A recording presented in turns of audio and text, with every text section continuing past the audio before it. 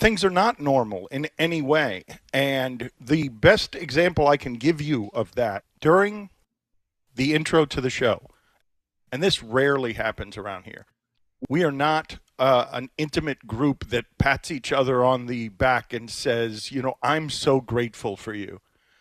But Chris Cody very verbalized, we can be cavemen around here. He verbalized what I believe to be the moment of most profound gratitude we've ever had around here, where someone just looks at someone else and says thank you for something. Billy, can you tell us what Chris Cody was thanking you for? So Chris Cody started out and said, Billy, by the way, thank you for letting me know last night that Game 7 of the 1997 World Series was on MLB Network. Because I was changing through the channels, and I said, you know what? Classic. Let me tell some other people that might be interested. So I texted Chris, bottom of the 8th, now's the time. Join in on this show. I also I called my dad, which is like, I talk to my dad regularly, but I rarely call him and say, hey, put this on TV right now. I also told my wife in the other room, hey, come here and check this out. And she was not interested. She didn't come to watch it with me. But Chris bit and my dad bit. So 66%, Dan, pretty good, huh? I was watching Moana at the time, as I've been talking to you guys recently about, is I can't get Moana off my TV. But when Billy texted me that, I said, daughter, 2-year-old, enough.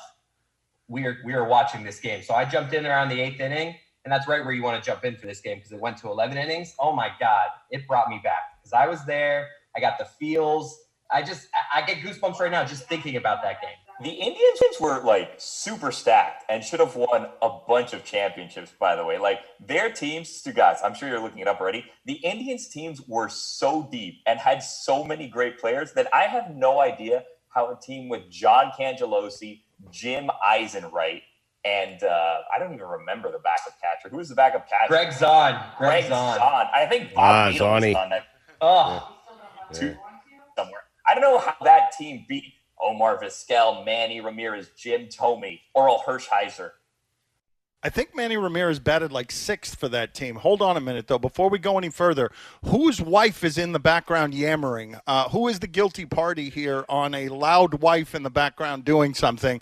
Okay, I'm judging by the look on the faces. That seems to be Chris. Chris, can you defend yourself? This has been a real tough situation the last couple of days. Things aren't going well. We're working like 10 feet from each other. And listen, she's having a lot more stressful conversations. You know what? One thing I've learned from all this, we're very lucky with this job that we have.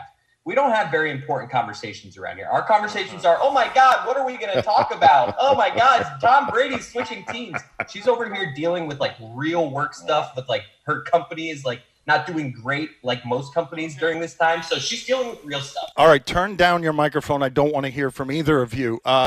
Billy, go ahead. What is it that you have there? Well, no, also, most of us only have one bedroom, so we can't really escape a lot of the noise. But, Dan, what a game it was. Do you remember that game? Dan, I don't know if you were there or if you covered this game. This is how it worked. The Marlins were trailing the Indians. Game 7, win or go home, obviously, do or die.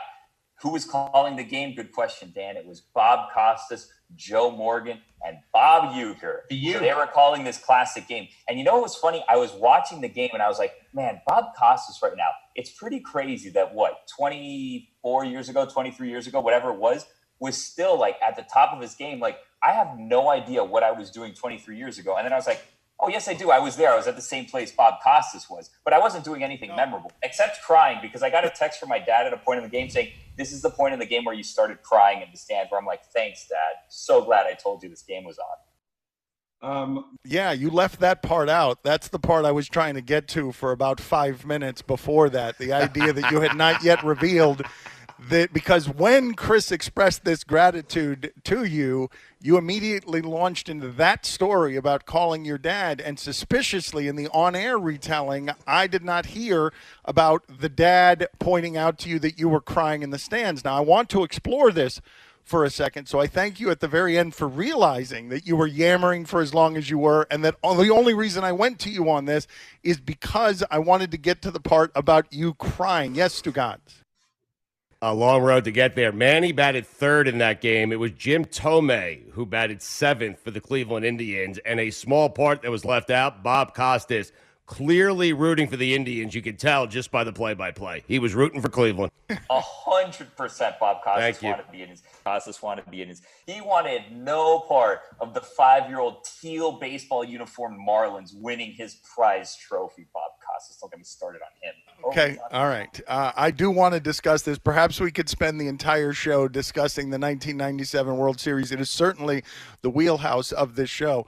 But lest you think, Chris Cody, that you're feeling too bad, okay, about the fact that your wife is yammering in the background during our big, important radio production. Before the show started, I swear to God this happened. I'm walking through a part of my house that's right by the kitchen. It's usually my kitchen.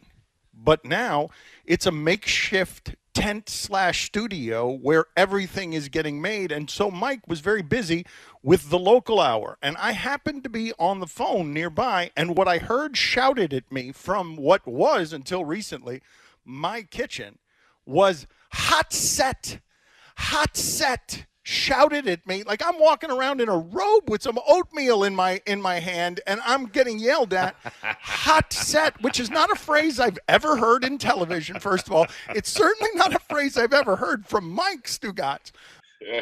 I had not heard. I didn't even know. It took him saying it 7 damn times before I realized he was talking to me, because I thought, who's yelling hot set? Why are they yelling hot set? I think we all want you to do the show in your robe eating oatmeal. You need to do it one day. Do it for us, man. Again, it's not a hot set. It's my kitchen. I will say that again. Chris, what do you have? Only rich people wear robes, right?